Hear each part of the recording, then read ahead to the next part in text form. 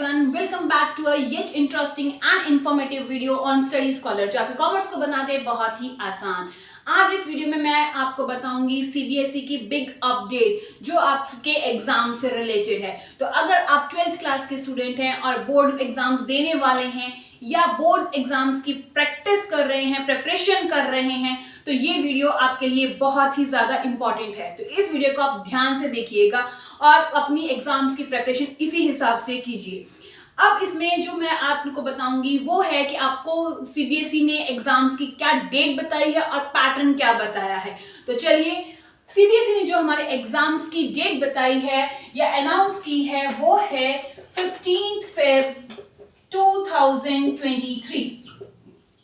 Means आपके जो exams हैं 15 Feb 23 से शुरू हो जाएंगे। तो 12th वालों जाग जाओ, अभी हमारे पास बिल्कुल भी टाइम नहीं रहा है।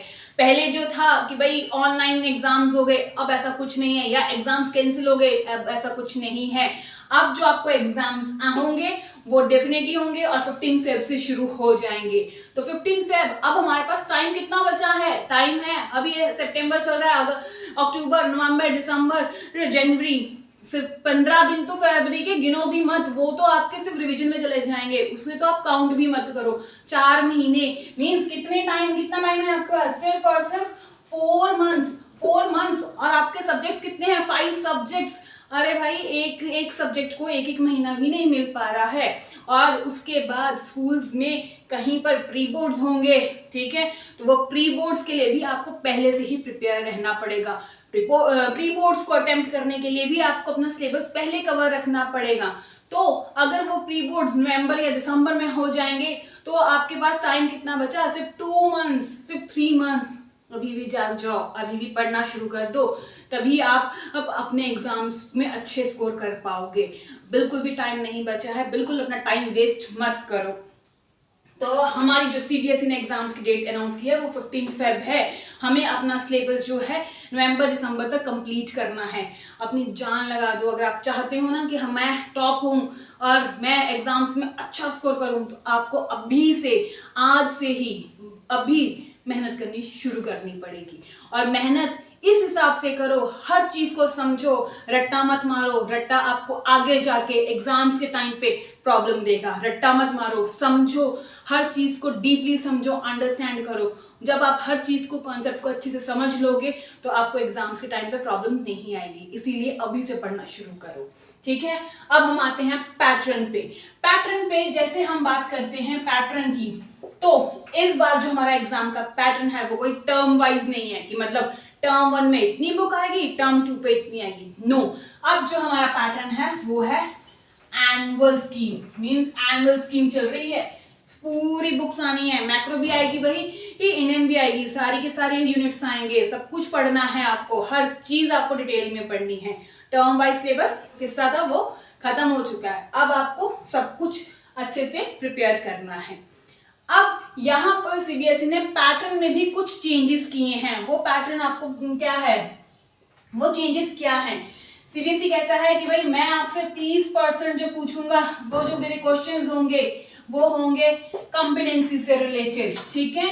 20% जो होगा वो होगा objective type question, objective type, and जो 50% है वो होंगे short answers and long answers. अब यहाँ पे भी आप ध्यान रखो, ये जो मैं बात कर रही हूं ये है टोटल 80 मार्क्स में से, ठीक है। 80 मार्क्स का मतलब है कि ये जो 30% है, 24 मार्क्स के जो क्वेश्चन आएंगे वो यहां से आएंगे। जो 20 मार्क्स के हैं परसेंट है, मतलब 20% अगर हम निकालें तो 16 मार्क्स के क्वेश्चन यहां से आएंगे, और 50 मीन्स 40 मार्क्स के जो क्वेश्चन हैं वो ये आएंगे, ठीक है। तो हमने इन सबको प्रिपेयर करना है अच्छे से। अब ये कॉम्पिटेंसी ऑब्जेक्टिव क्या है? इसमें कॉम्पिटेंसी में अगर हम बात करें तो इसमें आपसे एमसीक्यूज पूछा जा सकता है, इसमें आपसे सोर्स बेस्ड क्वेश्चंस पूछे जा सकते हैं, एंड इसके अलावा आपसे केस बेस्ड स्टडीज पूछी जा सकती हैं। ठीक है, तो ये सब चीजें जो हैं आपको और 24 मार्क्स की आएंगी। अब ये जो है 40 मार्क्स का क्वेश्चन, वही जो शॉर्ट आंसर लॉन्ग आंसर जो थे, ये इसमें तो आपका जो है अगर आप रट्टा मार के जाओगे वो तो चल जाएगा कि भाई हमने 3 मार्क्स का क्वेश्चन लर्न किया, हमने 6 मार्क्स का लर्न किया, लर्न करके भाई उसको अटेम्प्ट कर लिया। बट जो ये क्वेश्चंस हैं ये कैसे अटेम्प्ट करोगे, ये कैसे अटेम्प्ट करोगे? इसको अटेम्प्ट करने के लिए आपको कॉन्सेप्ट को समझना पड़ेगा, क्योंकि हमें नहीं पता कि वो क्वेश्चन कहाँ से पूछे, कहाँ से एमसीक्यूज आ जाए, कहाँ से सोर्स बेस्ड क्वेश्चन ले ले, कौन सी केस स्टडीज बना के हमें क्वेश्चन पूछ ले, ठीक है ना।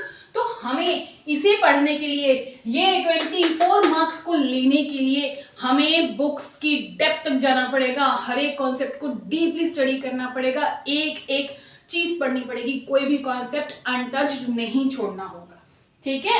अब हम आते हैं ऑब्जेक्टिव टाइप पे। ऑब्जेक्टिव टाइप में आपसे क्या पूछा जा सकता है? हो सकता है आपसे फिलअप्स पूछ ली जाए, हो सकता है आपसे मैचअप्स पूछ लिए जाएं, ठीक है, या ये भी हो सकता है कि सिंपल 1 मार्क्स का जैसे छोटा सा क्वेश्चन होता है उस टाइप का आपको क्वेश्चन आ जाए। तो ये कहाँ से आएंगे, हमें क्या पता कहाँ से पूछ लिया जाए।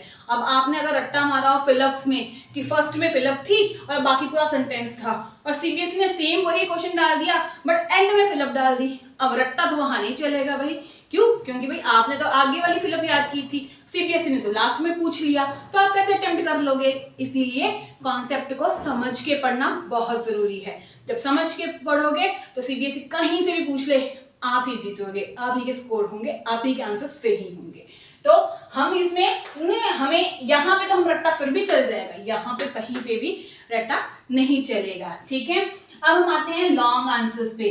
अब सीबीएसई ने एक और बिग अपडेट दी है कि हम एग्जाम्स में लॉन्ग आंसर्स के नंबर्स ज्यादा नहीं होंगे, मींस ज्यादा क्वांटिटी में वो क्वेश्चंस नहीं आएंगे।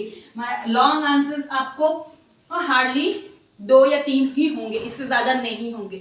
अगर पहले आपको लॉन्ग आंसर्स 5 या 6 आते थे, तो अब आपको सिर्फ और सिर्फ 2 ही आएंगे, या हार्डली बहुत मुश्किल, अगर बहुत ज्यादा ही करना है तो वो 3 क्वेश्चंस डाल देगा, इससे ज्यादा लॉन्ग क्वेश्चंस नहीं होंगे। बट इट डजंट मीन कि आप लॉन्ग आंसर्स को इग्नोर कर दोगे, ठीक है। हमने मोस्ट प्रोबेबली जो हमारा फोकस होगा वो किस पे होगा? फोकस हमने रखना है इसके ऊपर, शॉर्ट आंसर्स पे। क्यों? क्योंकि शॉर्ट आंसर्स ही होंगे जो डायरेक्टली क्वेश्चन पूछे जाएंगे, और अगर हमने सिर्फ रट्टा वाले ही बच्चे हैं हम कि रट्टा ही चलना है, तो रट्टे वाले आंसर्स हम अटेम्प्ट कर पाएंगे, ठीक है। तो हमने फोकस इस पे करना है, शॉर्ट आंसर्स पे। इसका मतलब ये नहीं है कि लॉन्ग आंसर्स छोड़ दो, मैं ये नहीं कह रही हूं कि लॉन्ग आंसर्स को पढ़ के नहीं जाना है, मैंने ये कहा कि फोकस ज्यादा टाइम आपने जो कंज्यूम करना है शॉर्ट आंसर्स पे कंज्यूम करना है, सो दैट आप इसको अच्छे से अटेम्प्ट कर सको, क्लियर। अब हम इन सब को अगर हम देखें तो आपको ओवरऑल स्ट्रक्चर क्या कहता है कि आपको सारे कॉन्सेप्ट्स डिटेल में पढ़ने होंगे, इन सबको, मतलब ये जो मार्क्स लेने हैं इसके लिए डिटेल में पढ़ो, और इसके लिए भी आप अच्छे से रिवाइज करो, अच्छे से कॉन्सेप्ट को समझो।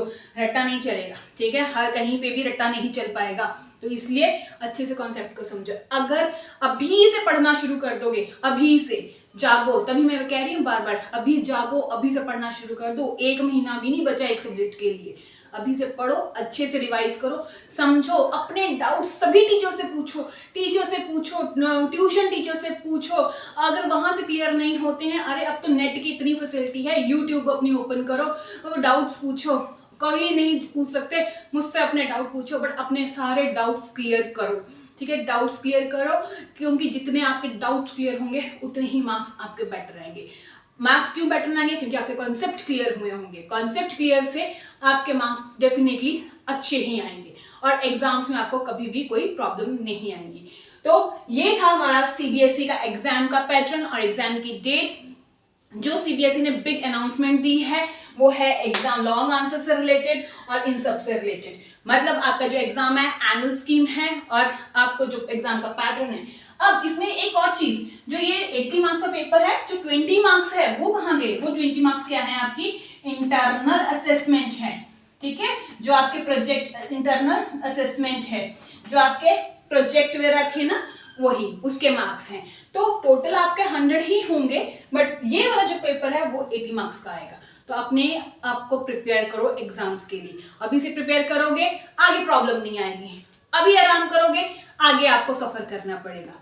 एक फंडा है भाई सिंपल सा, या तो अभी आराम कर लो, ठीक है, और फिर सारी जिंदगी स्ट्रगल करो, या फिर अभी मेहनत कर लो और सारी जिंदगी आराम करोगे अच्छा कमा के, ठीक है। क्योंकि अगर अभी मेहनत की होगी तो आपके मार्क्स अच्छे आएंगे, आपको अच्छी सी जॉब ऑफर्स हो सकती हैं आगे जाके, और जब जॉब ऑफर होंगी तो आपका लाइफस्टाइल अच्छा होगा भाई, आप अच्छे से कमाओगे, अच्छे से अपनी लाइफ स्पेंड करोगे। अदरवाइज अगर कुछ नहीं पढ़ पाए तो आगे धक्के ही खाओगे। तो इसीलिए अभी मेहनत करो, अभी अपने कॉन्सेप्ट क्लियर करो, अभी से अपने एग्जाम्स की प्रिपरेशन करनी शुरू कर दो। So that's all for today's video. अब मैं आपको मिलूंगी अपनी नेक्स्ट वीडियो के साथ, नेक्स्ट टॉपिक के साथ। हम उसमें अपना सिलेबस आगे कवर करेंगे। Till then bye, take care. खूब प्रैक्टिस कीजिए, खूब अच्छे से कॉन्सेप्ट को क्लियर कीजिए, यही आपको एग्जाम्स में बेटर स्कोर दिलवाएगा।